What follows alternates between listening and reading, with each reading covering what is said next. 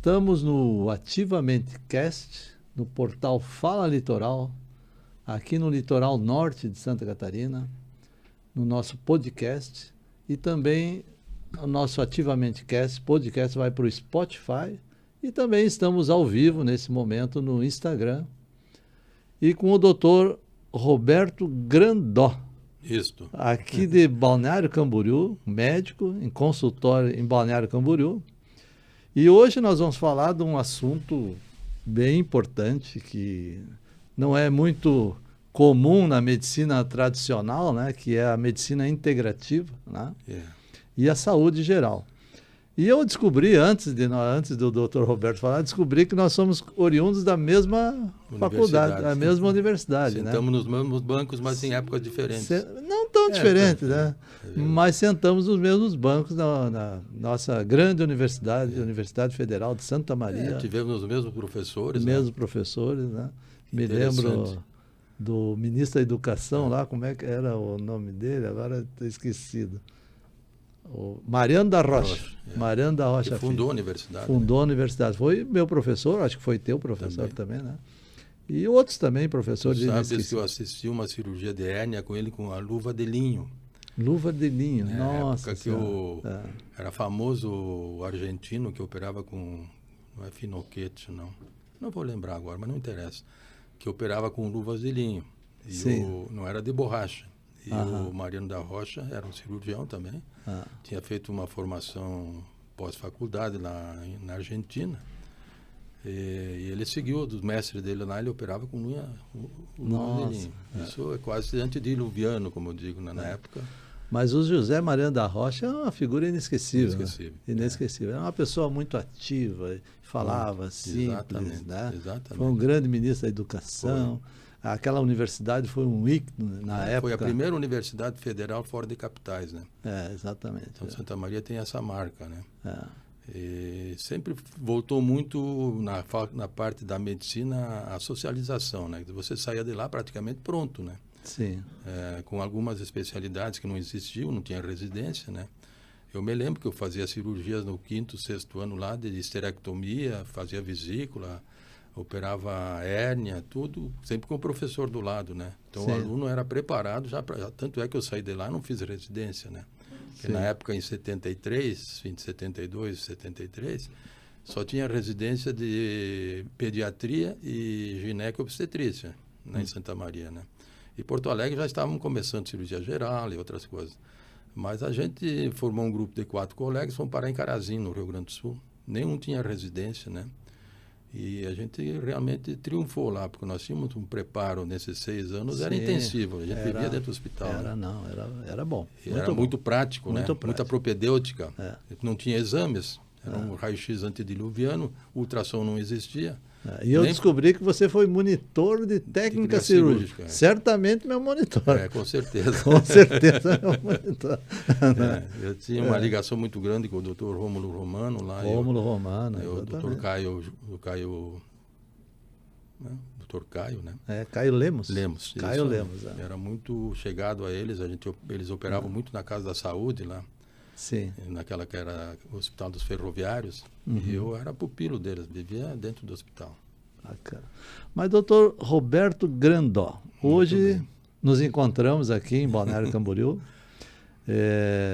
O senhor hoje trabalha com medicina integrativa, né? Saúde geral. A gente já passou por várias denominações, né? Mas hoje a gente ouve falar de medicina integrativa e eu confesso que não sou muito conhecedor, porque eu sou otorrinolaringologista, trabalho numa clínica em consultório tradicional, né, de várias especialidades, e medicina integrativa eu ouço falar.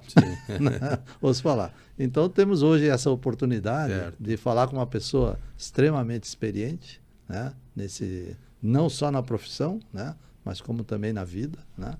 E certamente hoje nós vamos aprender muito com o senhor hoje em medicina. A gente vai conversar da parte prática, né, Anoni? Nós não vamos chegar a discutir cientificamente Sim. o molecular, Sim. o DNA, não, isso não é a nossa Nós nossa vamos falar vivência, o dia a dia. Que a gente tem que pode melhorar a vida dos pacientes no dia a dia. Você sabe que a minha formação era cirúrgica, eu fui depois para o Rio de Janeiro, fiz uma pós-graduação em endoscopia, cirurgia e gastroclínica, né? Gastroclínica. E eu fui até 22 anos atrás nessa área. Quando surgiu a medicina, o primeiro congresso dessa medicina que a gente chama de integrativa, o outro chama de fisiológica, outro chama de preventiva, outro chama de anti-aging, no Brasil foi em Fortaleza com o Dr. Ítalo Rachid. Então, o Ítalo Rachid era um ginecologista, ficou 8 anos na América lá, fazendo a formação dele nessa medicina. Lá chama anti-aging, anti-envelhecimento. Anti-aging, é um termo em inglês, né? Anti-aging. É o que ele fez lá e trouxe para o Brasil essa novidade. Ele e um colega gaúcho, que era o Ney Rafim, que de Lajeado, fizeram a mesma formação. Só que o Ney ficou restrito praticamente à formação dele e à clínica dele lá em Lajeado. E o Ítalo não, o Ítalo começou a divulgar para o Brasil todo, né? E eu fui da primeira turma, 22 anos atrás, a participar dessa mini jornada que durou uma semana, no Rio de Janeiro. No Rio de Janeiro. Ele era do Ceará, mas ele fez o primeiro grupo no Rio de Janeiro. Isso há 22 anos atrás, praticamente. De lá ele fundou Longevidade Saudável. Se você entrar no site, tu vai ver Longevidade Saudável. Hoje é uma faculdade de medicina, praticamente, ligada ao MEC, onde formam pessoas com 2 anos de pós-graduação, formam pessoas nessa medicina integrativa, ou fisiológica, né? Sim. E isso é bem diferente da medicina prática, que a gente aprendeu na faculdade, né? Embora seja toda a mesma, é a fisiologia que tu estudaste nos livros, nos textos básicos da universidade. Sim. Baseada na fisiologia. Como é que funciona o nosso corpo? Me lembro do professor em Santa Maria, Albert Schmidt. Isso, maravilhoso, né? Maravilhoso. Você lembra dele? Muito, muito. Aí um dia eu disse para ele, doutor, eu acho que eu estou com câncer. Não, porque tudo que o senhor fala aí eu tenho. Eu tenho. Né? Mas menino, ele falava assim, menino, não faz assim. Isso não é nada, isso aqui eu estou dizendo como é que é as doenças. Você não tem nada disso aí com seus 18 aninhos aí, né? Mas eu sempre digo, isso é uma experiência que eu acho que os médicos, não sei se a maioria, mas eu tenho, acho que o senhor também deve ter, é que é a seguinte, quando a gente passa pela faculdade de medicina, na época era faculdade, hoje eles falam curso de medicina, mas na época a gente falava faculdade de medicina. Passar pela faculdade de medicina, a gente ia adquirindo as doenças que iam nos ensinando. É verdade. Né? Então, muito interessante, né? Me lembro do Albert Schmidt. Então, essa medicina que hoje a gente chama de integrativa, que ninguém gosta, quer dizer, quem não gosta são as entidades que regem a vida da gente, né? Conselho Federal, Conselho Estadual, não gosto de medicina integrativa. Aliás, é um nome fantasia, na verdade. Sim. Né? Embora tu tenha que ter um conhecimento de todo ser humano, né? Completo, né? Inclusive tem vários colegas seus que são otorrino e fazem essa medicina. Hoje tem mais de 20 especialidades médicas dentro da medicina integrativa. Sim. Otorrino, traumato, neuro, qualquer um pode fazer, né? Porque você vê o ser humano na parte da saúde, não da doença, basicamente, né? Isso que é interessante. Você procura trazer a saúde para a pessoa, evitar que a doença chegue antes do tempo. E aí tem uma série de coisas que são envolvidas, né? Desde a nossa nutrição, nossos hábitos, que chama epigenética, não é mais a genética dona da verdade, né? Sim. Não são os genes que você adquire dos seus pais. É o ambiente. É o ambiente que você vive, como você vive. Isso começa já na primeira infância, ali, quando você vai para o jardim da infância, você já começa a mudar. Lá você vai comer coisas diferentes, vai ter hábitos diferentes, vai ter ensinos diferentes, né? E quando chega no colégio, a cantina te dá porque eu penso muito na alimentação, né? Nós somos parasitas desse planeta, né?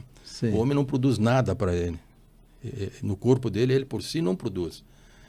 Vem de fora, você tem que se nutrir, né? Então, a nutrição é fundamental. E aí que começam os pequenos problemas.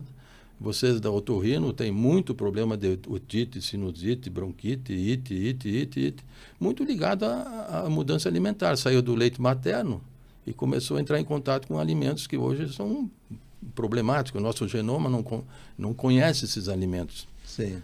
O genoma humano conhece proteína, gordura e alguns carboidratos. Essa que é a verdade. Sim. Então, se nós olhar para o homem de 2.600.000 anos atrás, o que ele comia? Ele era um caçador inato, vivia caçando caminhando, ele era um caminhador, ele era um caçador, era um coletor, ele ia lá, buscava quando tinha para ele se alimentar. E o que ele encontrava? Proteína, basicamente, as gorduras fundamentais para a energia dele que vinha desses animais. Eventualmente tinha frutas silvestres, folhas e raízes. Esse é o genoma humano. E ele não mudou, né? Eu sempre digo, nós continuamos com os 2 olhos, um nariz, uma boca, 2 orelhas. Não mudou um nada. Coração, uma tireoide, 2 pulmões. E não mudou, a genética não mudou. Não, porque o homem se adaptou, não. O homem não se adaptou, ele não mudou geneticamente. Não tem nenhum caso na história da humanidade que houve mudança genética. Sim. Então começa por aí, né? Aham. E o que mudou? São 3 coisas fundamentais. O sono, muito importante, dormir bem. O caminhar, o ser humano não é um ser corredor de academia, o homem é um ser caminhador. Sim. Ele sempre caminhou, ele não veio com rodinha para cá. E a coisa que mais mudou foi a alimentação. O senhor sabe que, vou contar uma experiência, eu compartilho dessa sua opinião de que tem 3 coisas importantes, né? Que seria alimentação, exercício, movimentação e sono, né? E aí, uma das coisas que eu tinha dificuldade não é dificuldade, mas eu ficava pensando, essa questão do homem caminhador, né? Como é que caminharam tanto, né? Porque hoje, para você chegar em determinada local, é longe, né? Mesmo com ônibus, com avião, com não sei o quê, é longe. E aí, sabe como é que eu fui entender isso? Eu fiz o caminho de Santiago, 1.000 quilômetros a pé, durante 42 dias. E ali eu fui entender, mas sabe que dá para chegar longe? Dá, né? Dá para chegar longe. E o homem caminhava para quê? Buscar comida. Ele só tinha objetivo, alimentação. E ainda tem uma tribo na África, não sei se tu acompanha, que eles são um homem primitivo. Eles vão comendo tudo que tem pela frente.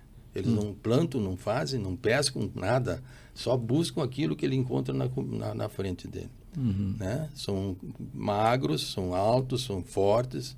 E eles... Bom, terminou o macaco aqui, terminou o rinoceronte lá, terminou a zebra aqui, terminou isso aqui, eles seguem para frente. Eles não ficam para trás plantando. Sabe quando é que o homem deixou de ser nômade para ser um homem já em organização social? Quando ele se deu conta que ele tinha muita fome e ele não conseguia caçar, não conseguia pescar, não tinha. Então ele pegava as gramas das planícies, aquelas gramíneas que nasciam, que hoje é o arroz, é o feijão, a ervilha, tudo isso aí, e comia a grama, comia a sementinha. Ele disse, vem cá, mas isso aqui leva um tempo até ela crescer e formar a semente e amadurecer para mim poder comer. Aí eles começaram a se organizar em pequenas comunidades. Deixou de ser nômade, deixou de ser caminhador. Ele continuava buscando alimentos também, mas aí ele começou a fixar. Então tinha um tempo que essa grama crescia e aí que foram os primeiros carboidratos, na verdade, que eles comeram. Da natureza, né? Tá, mas antes de nós entrar nessa questão da alimentação, exercício e sono, eu queria, assim, só para que quem nos está vendo aqui no Instagram, que são pessoas da vida comum, da vida real, né? Eu queria, assim, solidificar esse conceito, assim, que as pessoas entendam de uma forma simples. O que é essa medicina integrativa? Tudo bem. Assim, o senhor diga assim, na verdade, quando alguém vai consultar com o senhor, como que o senhor vê essa pessoa para que o senhor diga, não, nós vamos fazer isso, aquilo? Veja bem, Adônio, eu faço o seguinte, a minha anamnese leva mais ou menos 40 minutos. A anamnese é a história, para a história da pessoa. A história da pessoa. O senhor toma algum remédio? A primeira pergunta que eu faço. Remédio de farmácia. Não, porque eu tomo vitamina A, B e C. Não, isso não é remédio de farmácia, são suplementos. O senhor toma algum remédio para o senhor? Eu tomo, olha, doutor, chegou uma com 34 remédios, sem mentira. Puxou uma bolsa e largou em cima da mesa, assim. Quer dizer, outra, não, doutor, não tomo nada por enquanto. Bom, o que a senhora veio fazer aqui? O que o senhor veio fazer? Não, eu quero fazer uma avaliação, como é que eu estou com meus 45, 50 anos, né? Tá bom, então aí começa. O senhor já teve alguma doença que o senhor teve que ficar no hospital? Não, nunca tive. Já operei vesícula, já operei hemorroida, já operei Já botei molinha no coração, já fiz... Bom, aí a gente começa a raciocinar em cima desse indivíduo. Ver a história dele. Como que ele então, chegou até aquele momento. Me conta aí como é que você está agora. Doutor, estou muito cansado. Aliás, fadiga, insônia e dor é o mais comum no consultório. Sim. Né? Assim, nas pessoas depois de uma certa idade, né? Que são os que vão mais lá. Bom, aí eu começo a fazer as perguntas. Como é que o senhor dorme? Aí eu fico ali 15, 20 minutos, quando precisar saber. Doutor, eu não durmo. Eu tenho dificuldade de dormir. Não, eu durmo primeira hora, depois acordo. Eu vou dormir às 1h e acordo às 5. Aí já começo a ver que o ritmo circadiano dele, as coisas não estão bem. Então, o sono é fundamental. Sabe que ele é tão importante quanto caminhar e quanto comer. Sim. As pessoas não dão importância, mas o sono é fundamental. Basta ver que se não dorme direito uma noite, no outro dia você está acabado. E nem é só por isso, que aí começa o inflammation. A gente começa a inflamar. Sim. Parece mentira, mas é porque tem vários marcadores que entram nesse conflito aí na hora do sono. Bom, depois do sono eu pergunto, o senhor tem algum problema dentário, o senhor tem algum tratamento, o senhor teve alguma coisa grave? Aí a gente vai descendo. Como é que está a sua memória? Aí o bicho pega, né? Eu pego meninos com 20 e poucos anos. Doutor, tá muito ruim, eu não lembro de nada, eu tenho que ter tudo anotado. Mesmo pessoas jovens. Muito, o senhor não faz ideia, ou você não faz ideia, o que acontece com essa turma nova aí. Eu esqueci de trazer, tem um livro famoso, Cérebro de Farinha. Já viu falar? Não. Cérebro de Farinha é de um neurologista americano. Ele tem também dieta da fome. Não, como é que é? Cérebro de Farinha, Meus Amigos e Inimigos, que é a parte intestinal. Tem a dieta da mente, tem vários, mas esse, Cérebro de Farinha, é fantástico, viu? Onde diz que você está sempre inflamado, né? Prova por A mais B, depende da nossa alimentação. Bom, aí eu vou... Uma coisa importantíssima que as pessoas não conhecem bem, não sabem tratar, não fazem diagnóstico, chama-se tireoide. A tireoide é a glândula mais importante do nosso corpo em termos de produção de energia. O homem sem energia é um ser humano que está fadado ao câncer, principalmente, a doenças crônicas, cardiovasculares, tudo que tu possa imaginar está ligado à nossa tireoide. Para te ter uma ideia, assim, os ouvintes que estão nos assistindo aqui, tem 3 glândulas, tem 3 hormônios que são fundamentais. A melatonina é o número 1. Melatonina é o hormônio para dormir, né? Que ele não é para dormir. Não é para dormir? É para a vida da gente. A melatonina, ela comanda a nossa pineal, que a pineal é a nossa glândula que comanda todos os hormônios do corpo. Então, a melatonina é o número 1. O número 2 é a vitamina D3. Que a vitamina D3 tem mais de 80 funções na imunidade da gente. A vitamina D3 é essa do sol? Só que ela não é vitamina. Ela é um hormônio que veio da mesma origem dos hormônios esteroides. A vitamina D3 é um hormônio fantástico. E o terceiro é o T3, o triodotironina, que faz a tireoide funcionar. Então eu falo aqui da tireoide agora, que é a glândula mais importante. Está ligada ao câncer de mama da mulher, está ligada a um monte de coisa. O hipotireoidismo. Eu, nos 50, vou fazer quase 51 anos de formado, eu vi 5, 6 hipertireoidismo na vida. Hoje tem uma pandemia de hipotireoidismo. As mulheres todas que Deixa eu só explicar, Ira. Hipertireoidismo é quando a glândula funciona demais. É o caquético, vive no pronto-socorro com pânico. E o hipotireoidismo é quando a tireoide não funciona suficientemente. O senhor vê mais hipotireoidismo. 100%, né? 99,99%. E é uma pandemia hoje de hipotireoidismo. As mulheres todas no climatério e menopausa têm hipotireoidismo. Não precisa nem fazer exame, só fazer a indagação. Sente mais frio, pés e mãos frias, queda de cabelo, queda de sobrancelha, oscilação do humor, depressão, insônia, diminuição da libido, sexualidade, aumento de gordura, e perda da memória, chegando até a perda total da memória, ficar até uma... E a tireoide está ali. Está ali. E pasmem, né? No Brasil não tem remédio para tratar a tireoide. Como assim não tem remédio? Não tem remédio. Explica melhor. O T4, é o tiroxina, Sim. Ele não é um hormônio. Por que ele não é um hormônio? Porque não tem receptor no corpo humano. Quando você fala em hormônio, tem que ter um receptor, tem que ter uma garagem para o carro entrar. O carro entrar. E não tem receptor no corpo humano para T4. A tireoide produz muito T4, só que o T4 tem que passar pelo fígado, pelo baço, pelos rins, principalmente pelo fígado, para transformar em T3. Que é o triodotironina, que é o chefe de toda essa manada. É ele que faz a tireoide funcionar. E aí tem aquele viés, né? Você faz os exames, praticamente a medicina acadêmica se baseia no TSH, que nem é hormônio. TSH está ligado à hipófise. Então a hipófise que comanda vai chegar lá, a hipófise vai dizer, olha, vamos socorrer a tireoide lá que não está bem. E então o TSH sobe um pouquinho e se baseia no TSH para tratar. Você pode estar tratando perfeitamente, você está tratando com um T4, com tiroxina, você nunca vai tratar a tireoide. Tá, mas me diz o seguinte... Porque ela não é um hormônio. Tá, mas me diz o seguinte, ó. Nós estamos falando para pessoas... Estou falando de fisiologia. Mas pessoas que não têm esse conhecimento. Então, a pergunta que me ficou na cabeça aqui agora é a seguinte. Tudo bem, nós temos...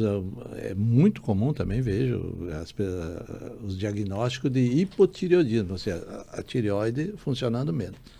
Aí você disse assim, olha, mas nós não temos receptor para o T4, remédio, né? Não tem. Não temos. E o que nós temos que fazer, assim, na sua visão, para que a tireoide funcione melhor? Então, veja bem assim. Primeiro, a tireoide, como ela é produtora de energia, ela precisa comer.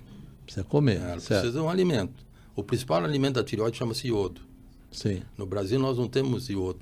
Muito raramente a gente tem iodo na nossa nutrição. Segundo, precisa da vitamina D3. O iodo eles não colocam na água, não?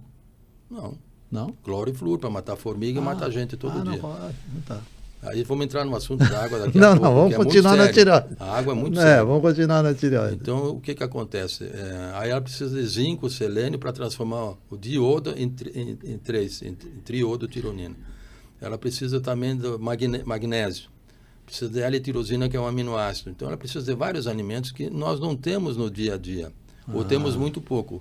O solo brasileiro é muito pobre em minerais. Esses minerais são fundamentais, né?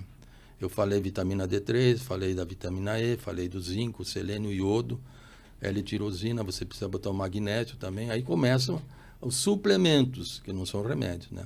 Então, quando um hipotireoidismo chega no meu consultório, eu não penso só em dar para ele o triodotironina que tem na manipulação. Sim. Eu trabalho hoje com tireoide de porco. Tireoide de porco é exatamente igual a tireoide, se você vai ver aqui no livro.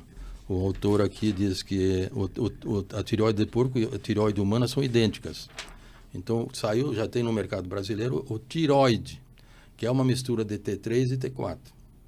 O T4, como é que ele vai funcionar? Você, passando pelo fígado, ele vai para T3 reverso, ou para o T3 funcional, ou pode provocar uma doença secundária, chamada Hashimoto, causada por uma inflamação. Uma doença autoimune causada pelo uso contínuo e prolongado do T4. Pode, não estou dizendo que vai acontecer em todos os pacientes.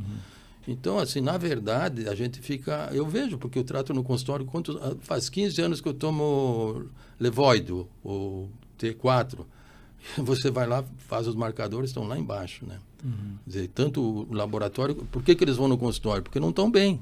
Eles não vão porque estão felizes. Então, na sua visão, a tireoide é uma glândula importantíssima. Não é só o hormônio, é os alimentos também, os nutrientes. Nutrientes, suplementos que vão fazer... Por que a mulher tem muito hipotireoidismo? Porque quando ela entra na menopausa, na perimenopausa, ela começa a perder muito a progesterona. E a progesterona é fundamental para a tireoide. Então, a cascata hormonal, a orquestra hormonal, ela está interligada. Isso chama-se fisiologia, não tem novidade nenhuma. Tá, só que a gente abandonou a fisiologia e passou só para a patologia.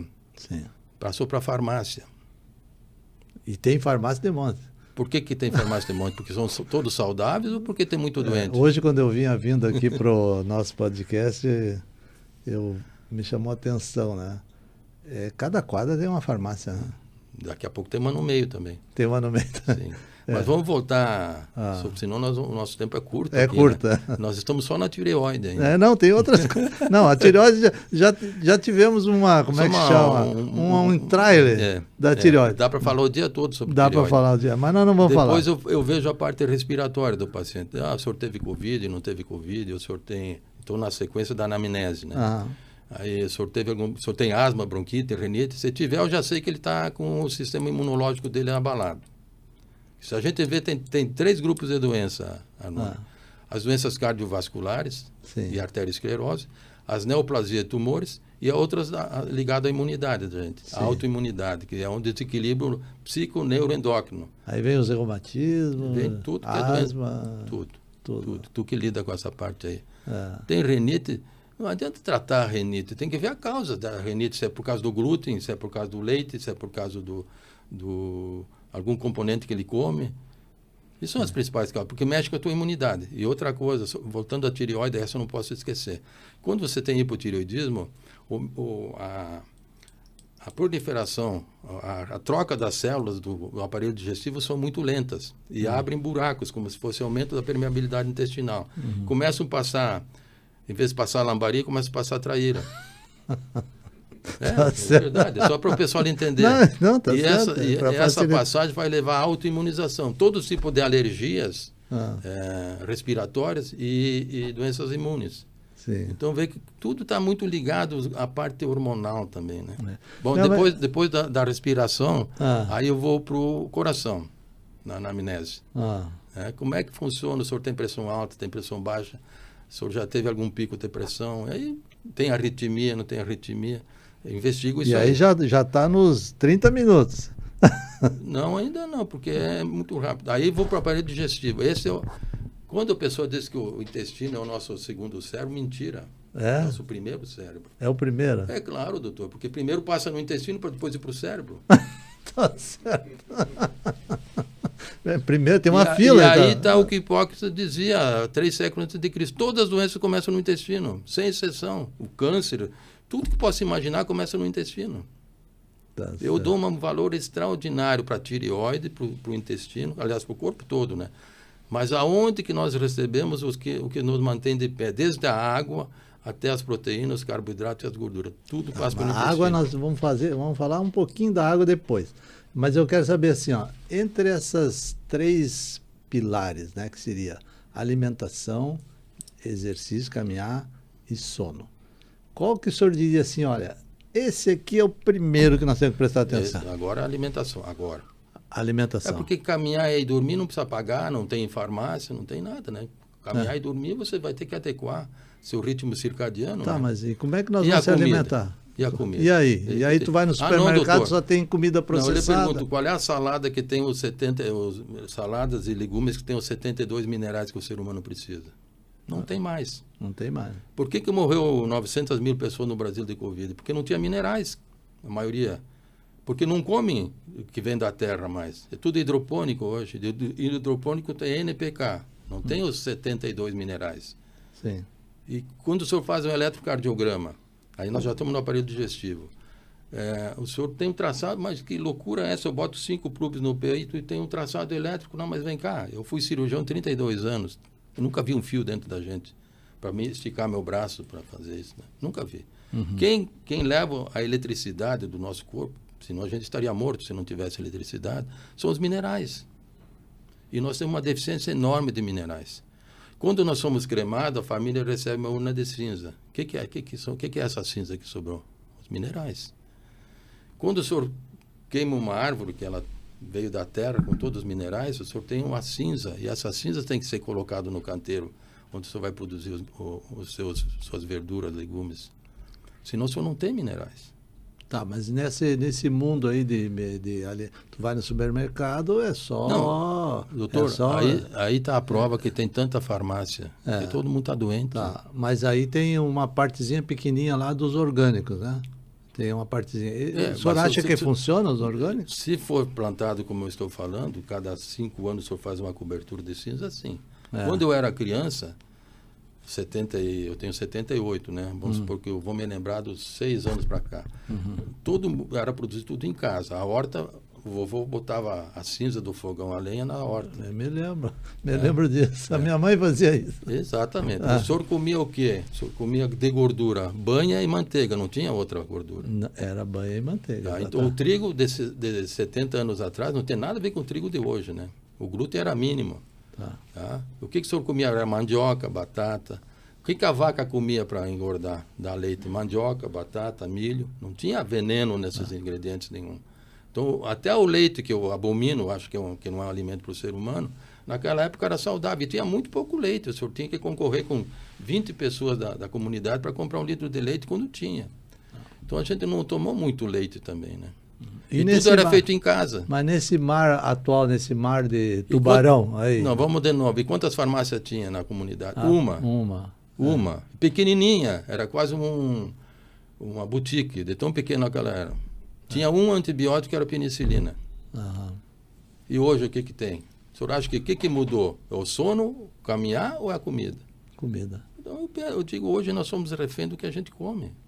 Tu não tem direito a escolher um alimento saudável para ti. Onde tu fores, tu tem que comer o que eles te oferecem, mesmo no cardápio.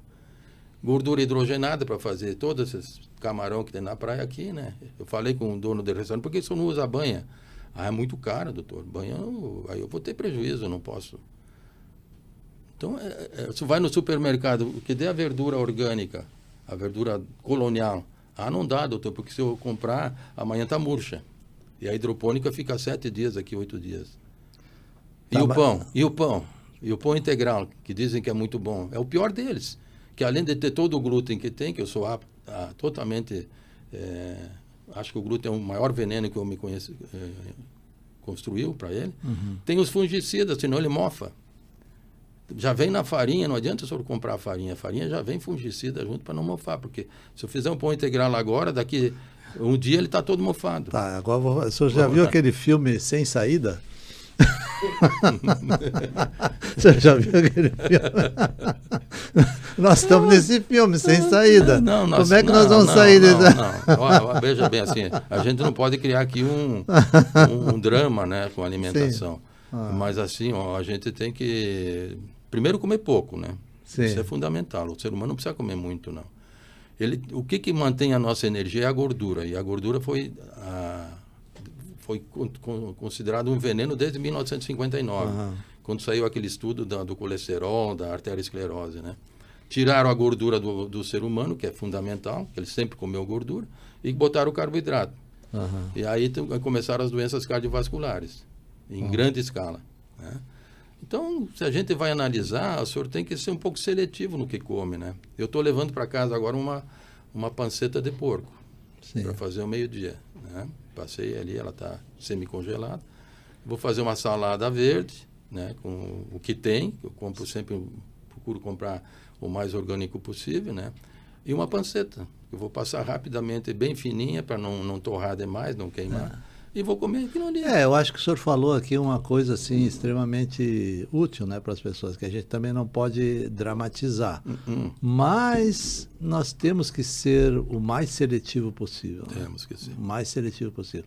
Pelo menos assim, no dia a dia, né? No dia a dia, né? Na hora como tomar o café, né, como o doce principalmente, não, né, ter bastante cuidado com o doce. Pelo menos eu no meu seletivo eu faço assim, tenho bastante cuidado com o doce, na alimentação também variar ali com, né, eu gosto muito de feijão com arroz, que eu acho que é bacana, a salada, à noite não exagerar, né,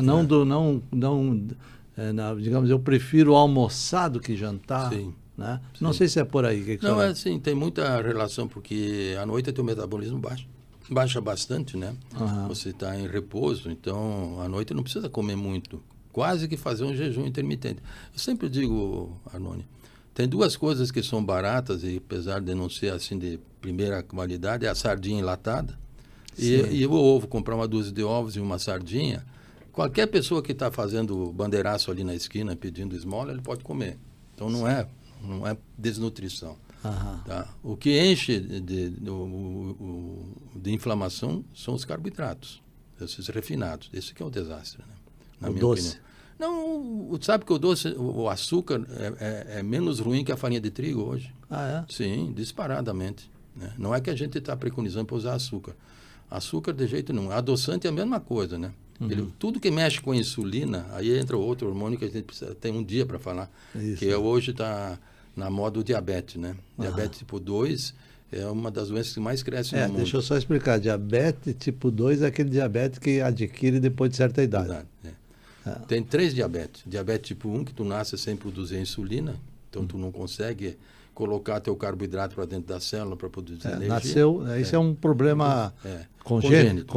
Né? O diabetes tipo 2 é esse que a gente adquire, e o diabetes 3 é o Alzheimer. Alzheimer. O Alzheimer é o diabetes tipo 3. É. Tudo ligado à sequência dos carboidratos que você vai comendo. Então, tu tem saladas, legumes, a maioria das frutas tem uma dose baixa de frutose, né? Que a frutose, a pessoa acha que comer fruta é uma maravilha, não é tanto assim também. Né? Então, falando ainda em intestino aqui. Agora eu fiquei pensando uma coisa aqui.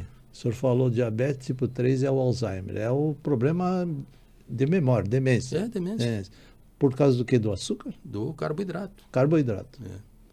A inflamação, na verdade, tudo que você come de carboidrato acaba inflamando o seu corpo, né? Se você passou um pouquinho do limite. E o 3, você tem uma resistência. A gente sempre liga muito isso aí, a resistência insulínica, não é a glicose. Sim. Para mim, o marcador mais importante para ver se você vai ser diabético ou não diabético chama resistência à insulina, né? Que eles nem pedem.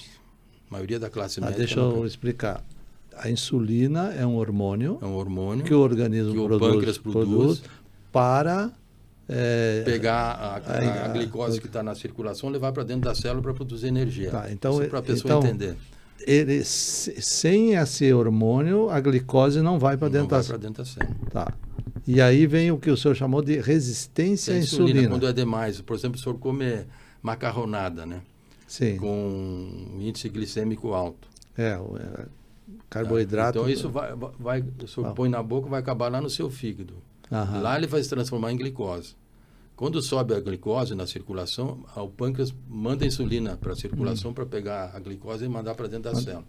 Chega um momento que o pâncreas ele não sabe que tem muita glicose. Ele continua produzindo insulina, e o copo enche. E cria uma resistência à insulina. Aí vai para o diabetes, obesidade, câncer. Aí começa a aumentar a glicose. Aí não tem. Aí o que o senhor disse então é o seguinte, nós temos isso congênito, que pode ocorrer, temos isso adquirido que é o mais comum, né? Mais comum, né? Depois dos 40, 50 anos. E temos, então, digamos, na idade mais avançada, isso Alzheimer. Pode levar ao Alzheimer. Levar ao Alzheimer por uma falta de energia na célula. É isso? Porque queima a célula, mata a célula. Cérebro de farinha. Cérebro de farinha. Voltamos ao cérebro da farinha. Noni, outra coisa, assim, as pessoas me perguntam, doutor, mas é hereditário o diabetes? Não é hereditário, mas é muita coincidência, quer dizer, é muito fatores que se aproximam muito, pai e mãe diabético, filhos diabéticos. Isso você vê muito também, né? E, aliás, é uma das doenças que mais gasta dinheiro no mundo é o diabetes, né? Porque você vai amputar a perna, você vai ficar cego, você vai botar molinha no coração, você vai ficar com demência. Isso, então, o diabetes é um terror, gente. Eu tenho muitos casos de diabetes que eles voltaram à normalidade. Porque o diabetes é uma doença nutricional. Sim. É uma doença moderna. Quando me formei há 50 anos atrás, era raro o diabetes. Não era muito comum, não. Tu te lembra? Eu me lembro. Outra coisa que era raro era infarto. Era raro também. Morriam de diarreia, morriam de pneumonia, muito comum. O inverno matava muito idoso lá, que não eram muito idosos, hoje tem mais idosos. Porque o inverno, ele mexe com o sistema imunológico muito, e a pessoa tem uma fragilidade, então dá aquelas infecções e não sai mais daquilo, né? Então, era muito comum essas mortes por coisas mais banais. Hoje são... Então, não tinha hemodinâmica para fazer estudo das coronárias, não tinha nada disso. Então, para nós... nesse assunto, para a gente fechar um pouquinho aqui. Pelo que eu entendi, a sua consulta tradicional, primeiro, demora mais. Muito. Demora mais. Quanto tempo leva uma consulta? 1h40, 2 horas às vezes. A consulta na medicina tradicional é 20 minutos, 15 minutos. Se for bem feita, né? Pois é. Tem aqueles que eu não deixo nem sentar na cadeira. eu me lembrei agora de uma piada que eu vi no Instagram, né? Que o médico, a pessoa chega e diz, tudo bem? Ela diz, tudo bem? Não, então tá bom, tchau. Tem um amigo que tem 3 filhos na América, nos Estados Unidos. Aí ele sempre diz, eu fui lá no médico, doutor, e estava com amidalite. Aí O doutor disse para ele assim, vou fazer a prescrição para ele. Tilenol, diz o paciente. Tilenol. Aí eu vou te dar azitromicina. Sim, vou te dar azitromicina. Por que eu vim aqui? Ele disse para o doutor. Isso eu sabia, só que tem que comprar com receita. A gente está brincando, mas na verdade mas não tem como assim também negar que é inegável o avanço da medicina tradicional. Eu sempre falo o seguinte, a medicina, eu acompanhei tudo isso aí, com meus 51 quase formado. O que evoluiu? Exames. Muito, né? Não tinha ultrassom, não tinha tomografia, não tinha ressonância, não tinha coronariografia. Aliás, o diagnóstico facilitou. Facilitou muito, evoluiu muito. Outras cirurgias menos invasivas. Eu fui cirurgião, eu fui pioneiro na videocirurgia lá em Carazinho, da endoscopia. Então, isso evoluiu muito, mas a clínica não. A clínica verdadeira, aquela clínica de raiz que o Walter Reiter nos ensinou lá, a clínica soberana sobre qualquer exame, essa não evoluiu. Essa regrediu, porque ficou à mercê de especialidades. Tem um professor que é lá do Rio de Janeiro, eu não vou lembrar o nome dele agora. Eu me dei conta um dia que eu não era médico, que eu era especialista. Quando veio um paciente com uma dor no joelho e que eu não sabia o que dizer para ele, eu era cardiologista, né?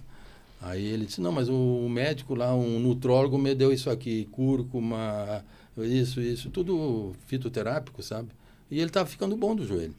Pô, cara, tá certo. Eu nunca pensei no joelho dele, só penso... E o joelho é a causa da cardiopatia dele, porque a inflamação é o primeiro sinal de cardiopatia. A inflamação silenciosa para o coração. Mas se tu inflamar uma unha, tu está inflamando o corpo todo, não esqueça disso. Se tiver uma unha encravada, o corpo todo está encravado. Tá. Agora vamos entrar numa outra questão que eu gostaria de... Veja bem assim, só para te cortar. Depois do digestivo eu vou para o urinário. Sim. Depois do urinário eu vou para a sexualidade, a parte das pausas humanas, esteroides. Depois eu vou para as dores, se tem articulações. Depois eu vou, se você já fez algum tratamento psiquiátrico. Depois eu pergunto... Tá, mas 2 horas chega? Mas é assim que é a anamnese. Você faz alguma atividade física, aí para culminar eu vou para a história familiar. Nossa. Pai e mãe morreram com o quê? Mas 2 horas não tem condição. Então essa é a anamnese. Tô brincando. Mas agora bem diferente. Mas antes para concluir a parte da anamnese. Que nós já estamos com uma hora um pouco adiantada, mas não queria terminar esse papo com o senhor sem perguntar um negócio que eu acho importante. Que a gente vê falar muito de tal de hormônios bioidênticos. O que é isso, hormônio bioidêntico? Porque, não, deixa eu só dizer assim, como eu entendo, se eu estiver errado, o senhor me fala. Mas existem os hormônios de laboratório, comerciais, de laboratório, químicos, industriais. Feitos de xixi de água prenha. Isso, exatamente. Que é o Premarin e tal. E existem os hormônios naturais. Que vêm da natureza. Por isso que não pode patentear. Só nunca vai encontrar hormônios bioidênticos em farmácia. Tá bom, mas vamos primeiro explicar mas eu já explico por quê. Para o pessoal o que é hormônio bioidêntico. É a lei das patentes. Hormônios bioidênticos vêm da natureza, principalmente a parte feminina vem de raízes. E a tecnologia criou hormônio exatamente igual àquele que a gente produz. Biologicamente igual. Não é o que a gente produz, exatamente igual. Exatamente igual. Tá, mas vem da onde? Vem, eu falei, de raízes, principalmente de semifuga racimosa, vem de várias raízes. Vegetais. Vegetais, tá? Quem é o pai de todos os hormônios esteroides, testosterona? É o colesterol. Então, muitos são feitos de gordura, de colesterol também. São os bioidênticos. São exatamente iguais a que a gente produz. Ao invés de dar efeitos colaterais, eles são anti. Por exemplo, se eu tiver um câncer de próstata, eu vou usar, a primeira coisa que eu vou usar é testosterona. Sim. Se eu tiver um câncer de mama, a primeira coisa que eu vou usar, isso é exemplo vivo, a minha esposa, que teve câncer de mama com 40 anos. Ela até hoje, quando entraram os hormônios bioidênticos, ela usa. E graças a Deus tem uma qualidade de vida excelente. Então não precisa ter medo. O hormônio não dá câncer. O câncer é ao contrário. Eu faço 2 perguntas. Quando o senhor tem testosterona no auge da sua vida, até os 40 anos, 35, hoje tem menos, tem câncer de próstata em homem de 35 anos? De 40 anos? Não tem. Tem câncer de mama em mulheres antes do climatério? Só aquelas que tomaram anticoncepcional. Tem. Não é, porque não é o mais comum. O câncer de mama é estrogênio dependente. Sim. Por que o estrogênio é dependente? Não são 3 estrógenos. Tem 2 que são proliferativos, o estriol e o estradiol e o estrona. Esses aumentam as células da mama. Elas são proliferativas. O estriol, ao contrário, O estriol bloqueia, ele evita o câncer de mama. A progesterona é anti-câncer de mama, não é progestina, não é o diodemirena, esse é progestina, é outra coisa, não tem nada a ver com o que eu estou falando aqui. E a testosterona é a cereja do bolo. Você tem 3 doenças que são da mesma origem, câncer de mama, câncer de próstata e Alzheimer. Então, isso aí a gente usa tudo hormônio bioidêntico. Tá. O Alzheimer, por que o Alzheimer tem a ver com testosterona? Porque onde tem mais receptores de hormônio masculino, que é a testosterona no cérebro, tanto do homem como da mulher, é no cérebro. Tá, mas deixa eu fazer uma pergunta assim, ó. Por exemplo, a mulher, né, que é mais, como é que se chama? Mais evidente o climatério do que no homem, mais evidente. Normalmente a gente vê falar em tratamento, com hormônios e tal, né? Não. Não. Qual é o hormônio? Não, pois é. Mas a gente vê, não, mas eu estou falando de quem não entende, né? Sim, sim. Eu vejo falar, como é que se diz, as pessoas que estão nos vendo, hormônio, tá. Mas aí que eu digo assim, para você tratar um climatério ou fazer uma assistência... Uso muito hormônio. O que é mais, na medicina tradicional, é mais o hormônio químico? Tudo químico, tradicional. E na integrativa? É a mesma coisa que o anticoncepcional. O hormônio que eles usam é o mesmo hormônio. Sim. Tá? E na integrativa não, nós usamos hormônios que igualam... E tira o outro? O outro de jeito nenhum. De jeito nenhum. E isso o senhor começa a pensar nesse tipo 35 anos na mulher e 30 anos no homem. Não espera chegar na andropausa e na menopausa. Já tem que começar... A gente chama de balancear. Não é suplementar, aumentar, nada. Os hormônios têm que estar no equilíbrio. Por exemplo, a progesterona que é produzida no ovário da mulher, por que a mulher para de ovular quando ela chega numa idade da menopausa? Porque ela não produz mais progesterona. Então o corpo da mulher fica solta com os estrogênios, que são proliferativos, e não tem mais o secretor, que é a progesterona. E aí tu tem que tentar equilibrar. Por exemplo, a mulher que tem uma irregularidade menstrual, que é o climatério. A pior fase da mulher é o climatério, onde aparecem todas as mazelas da mulher, é no climatério. Ela fica agitada, ela fica com TPM, ela fica com tudo que imagina, porque a progesterona dela começou a declinar desde os 30 e poucos anos. Aí é a hora de você entrar, usar uma progesterona, estou falando um exemplo aqui, do 14º dia ao 28º dia do ciclo, que é onde a progesterona atua. Ela não atua nos primeiros 10 dias do ciclo. Ela vai atuar nos 14 finais. Tá, então, assim, essa é uma grande diferença. Muita, né? grande diferença. Uma grande diferença. Porque os hormônios têm muito a ver com o envelhecimento. Sim, não tem? Tudo.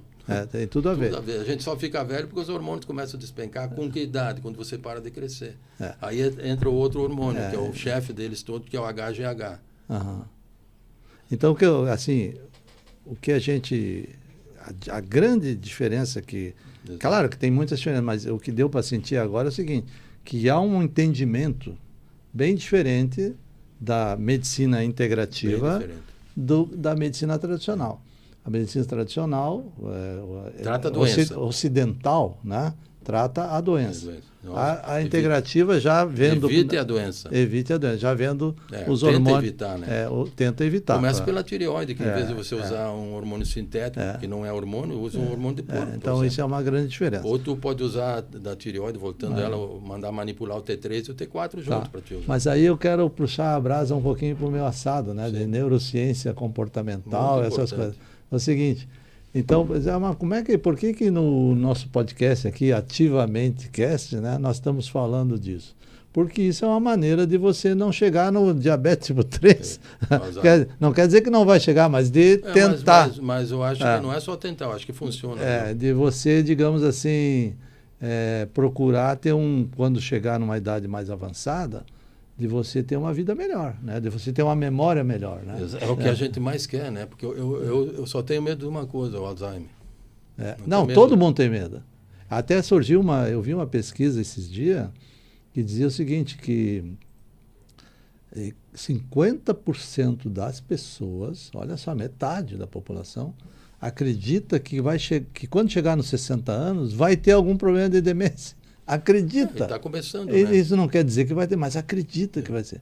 E se você acredita ruim, né? Que você vai ser, já começa mal. Mata mal. Aí entra a neurociência. Daí entra a neurociência. Então, assim, é importante você, de repente, ter um outro entendimento né? E começar a acreditar nesse outro entendimento, né? A coisa é tão complexa, né, Adoni, que você, de uma célula, de uma unha, tu faz um clone teu. Isso, né? Então, onde é que está a nossa vida? Está nas células. Será que está na unha ou está no cérebro? Será que está no cérebro ou está no coração? Então, é complexo, né? A verdade é que a gente quer manter as pessoas fora desses tropeços das doenças que vão acontecendo durante... Quanto menos tu tiver doença, mais longe você vai viver. Tá. Vamos passar para um outro assunto agora. Quero falar sobre água. Pelo menos um pouco sobre água. O principal alimento. Né? Pois é. A primeira pergunta que eu faço quando eu entro no... Aí depois que eu termino eu faço o exame físico do paciente, e aí eu vou sentar com ele e vou dar toda a nutrição para ele. Que eu penso que a gente pensa que é mais saudável. Então tem mais esse tempo aí que leva 30 minutos. Água. E a água, a primeira pergunta que eu faço, qual é o nosso principal alimento? Ora, raramente alguém diz que é a água. E a água? Porque é a proteína, porque é o ovo. Mas nós somos, como é? É 97%? A água é o nosso principal alimento. Sem água não funciona nada. Não, nosso nada. corpo é 97%. Só que tu tens que cuidar uma coisa na água. A água tem que ser alcalina, ela não pode ser ácida. Aí começa o problema. Não, para aí, vamos falar, vamos explicar. A água alcalina, por exemplo, nós temos uma coisa em química que se chama pH. Isso. pH, né? Então, o pH 7 é o pH neutro, né? 7,5 é o nosso corpo, 7,48. Tá, então, digamos assim, acima de 7 é alcalino. Acima de 7,5. 7,5 é alcalino. Para o nosso corpo. Abaixo de 7,5 é ácido, né? E a gente ouvi falar, já ouvi falar muitas vezes, o senhor deve ter visto falar muito mais do que eu, de que o pH ácido facilita as doenças. Câncer, principalmente câncer. Então, nós temos que alcalinizar o nosso corpo com uma água, que é o principal elemento, alcalina. Tá bom, tudo bem, até aqui entendido. Mas como é que nós vamos tomar água alcalina? Aí que está o problema. Não, primeiro que água você toma. Pois é. Você toma água da onde? Que olha, é a água que normalmente a gente toma, né? Que está abundante, que você paga uma taxa para você a água da torneira, né? Aí o homem conseguiu botar cloro e flúor aí nessa água. Sim. Fora o resto, né? Fora metais pesados. Então, cloro e flúor... Mercúrio. Cloro e flúor são venenos para matar formiga. Os clorados e os fluorados. E a gente toma todo dia água mole em pedra dura, até que for. É o primeiro descontrole da sua tireoide começa ali. Então, tem livros mostrando isso aí, que qualquer produto, o agrotóxico, são os grandes desreguladores endócrinos. E o glúten, 50%. Então, aí começa a água complicar. Segundo, se você olhar, é carregado em bomba plástica, né? Que tem bisfenol, que é um cancerígeno brutal. Também, se você gelar, piora. Se você esquentar, piora mais ainda. Vem em cima do caminhão, aquelas bombonas, aquelas garrafas ali mexendo. Então, já começa, já não é a água que você tirou da fonte. Sim. Lá você tem que ver o pH que sai de lá e o pH que você toma aqui, tá bom? Tem duas coisas na natureza que eles melhoram o pH do corpo da gente, que são, vamos dizer assim, quase de graça. O limão. Sim. O limão é dual. O limão melhora o pH do corpo. Do corpo. E baixa o pH do estômago, que é fundamental. Então, você misturar o limão com a água é bom. Excelente. É bom. Mas tem pessoas que não se dão bem com limão, por razões delas. Então, eu uso vinagre de maçã, que é um ácido acético, e o limão é um ácido cítrico. Quando você toma, principalmente depois dos 45, 50 anos, que já a gente quase não produz ácido clorídrico no estômago, diminui, então nós temos gastrite alcalina e não gastrite por acidez. Você botando o limão vai baixar o pH do seu estômago, vai fazer uma digestão melhor. Vamos 2 minutinhos só. Porque você tem uma porteira de saída do estômago que chama-se piloro. Se esse piloro não abre, a comida fica fermentando e tem o refluxo. É muito comum no consultório o refluxo. Se você botar mais limão ou betaína HCl, que já tem que manipular, ou vinagre de maçã, você quando toma o pH do estômago baixa e a porteira abre e a comida vai embora. Então, tratar gastrite de refluxo, limão e vinagre de maçã. Eu não uso remédio. Tá, mas bom, então assim, para entender. Aí ele é absorvido. Vinagre de maçã e limão são equivalentes. São. Aí aquilo é absorvido e aumenta o pH do corpo. Baixa o pH do estômago, aumenta o pH do corpo. Então, a saída é sempre botar um limão quando você vai em restaurante, pedir uma água com limão. E tem diferença água com gás e sem gás? Quando você gaseifica, tu aumenta radicais livres, né? Tudo que, por exemplo, eu tomo vitamina C efervescente. Não é a melhor. Você está usando um efervescente, que é aquelas bolhas, tudo aquilo aumenta a radicalidade. Então, o ideal seria uma água normal com limão. Com limão, sem gás. Sem gás, né? Hoje eu uso também na clínica cápsulas de vinagre de maçã. Quando a pessoa não quer tomar o vinagre de maçã, eu uso um percentual X miligramas lá. Toma uma antes do café, almoço e janta. Aí você vai melhorar o pH do seu estômago e vai melhorar o pH do seu corpo. Eu faço tenho um hábito. Eu tenho um filtro de pedra que ele filtra a água e eu meço o pH. Eu tenho aquele kitzinho que a gente compra em farmácia. Sim, isso. Que é muito... Aí vai ali e mede o pH que está saindo do filtro. Isso. E normalmente é um pH de 7,80, 8 e tal, né? Depois que ela passou do filtro, de um filtro de pedra, né? Isso o senhor acha que é válido? Ótimo, ótimo. Hoje tem aparelhos que alcalinizam a água também, né? Sim. E tem água também com ozônio já hoje, que o ozônio é fundamental na vida da gente, né? É uma bela terapia, ozonioterapia, o pessoal fala mal, fala bem. Então, quando a gente comprar um filtro ou usar um aparelho, prestar atenção se ele alcaliniza a água, acima de 7,5. 7,5, é isso aí. Aí muda tudo no corpo da gente, né? E também muda tudo se tu tomar uma água muito ácida. Sim. Refrigerante parece que é muito... Não vamos falar... Nem vou falar de refrigerante. Cerveja e refrigerante, nós não vamos tocar no assunto. Não vamos tocar no assunto. Porque isso aí... Mas o refrigerante acidifica muito. Demais, né? A própria cerveja também tem muito açúcar dentro, né? Sim. Na verdade, ela não tem açúcar, ela tem frutose. E o vinho? O vinho é o melhor, dentro das bebidas, é a melhor bebida que existe. Né? Dá para tomar uma garrafa? Não. O homem 240, 250 ml por dia e a mulher 120. Tá bom demais. Tá bom demais, né? Temos assim de saúde, né? Porque tem estudos com isso aí. A gente não sabe se são conduzidos de forma correta ou não, né? Mas falam muito no vinho tinto, né? Sim. Mas tu tem o mesmo produto que o resveratrol, que vai lidar lá com as sirtuínas, que é um dos fatores de longevidade. Que tem na semente da uva, tem na casca da uva escura também. A branca não tem, né? E todas as frutas vermelhas, na verdade, não é o vinho, não. Não, essa não. É a fruta vermelha. E a cebola vermelha, o repolho vermelho, roxo também tem mais, né? Então, acho que a gente tem que começar a escolher mais os alimentos. Né? Então, quer dizer, ser um pouco seletivo no alimento, ser seletivo na bebida, na água. Cuidar do sono. Cuidar do sono. Caminhar, não precisa ir para academia. Não precisa correr. Quer ir para academia, vai, né? Mas não precisa. Eu faço pilates. Porque o pilates o nosso nazista lá descobriu, Joseph Pilates, né? Ele fazia nos campos de concentração. Isso, é verdade. Então, é verdade. Eu ouvi falar dele. Já teve alguém aqui que falou. O Pilates, ele é um exercício, não vou dizer que é quase completo. Completo é a natação, né? Ele te dá alongamento, que é muito importante, para você vai envelhecendo, tu vai encurtando. Sim. Ele evita as microlesões, que na academia acontece muito, né? Quando faz peso pesado. Aprender a respirar, que entra na neurociência, né? Sim.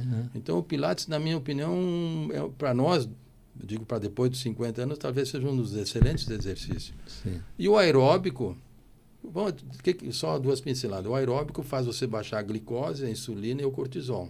Nós nem entramos no cortisol, que nem entra. Isso aí seria um dos fatores mais importantes. Dias. Não, muito importante é o ritmo circadiano, que aí entra na tua área também. Sim. Então, a musculação, ela aumenta a testosterona e o hormônio de crescimento. Então, cada exercício tem suas funções. Tá.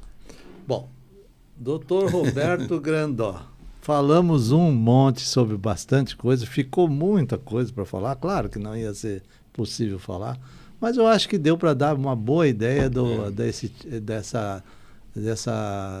desse novo approach, assim, digamos, da questão médica, da saúde, né?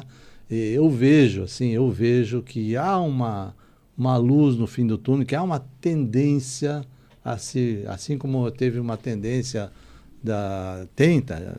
de 1960 para cá, da ecologia, e coisa, hoje parece haver uma tendência de ver o paciente mais de forma como um todo, que existe uma palavra que se usa bastante, que é holística, né? Isso. Então, existe uma tendência, conheço alguns médicos já que trabalham com isso, vejo muitas vezes trabalhos, muitas palestras, falam com isso. E o senhor já é uma pessoa experiente nisso, vem lidando com isso. Eu acho que foi muito bom para o pessoal conhecer um pouco mais isso. Veja bem, doutor, assim, na nossa clínica, né, nós temos a minha esposa que trabalha com a parte de reprogramação mental, dessa sua área, e ela trabalha muito bem nisso aí, né. Temos uma fisioterapeuta, né, que a minha filha, ela faz RPG ligado a esses problemas de coluna e coisa. Temos duas psicólogas, uma trabalha mais com casais e outra trabalha mais na geral.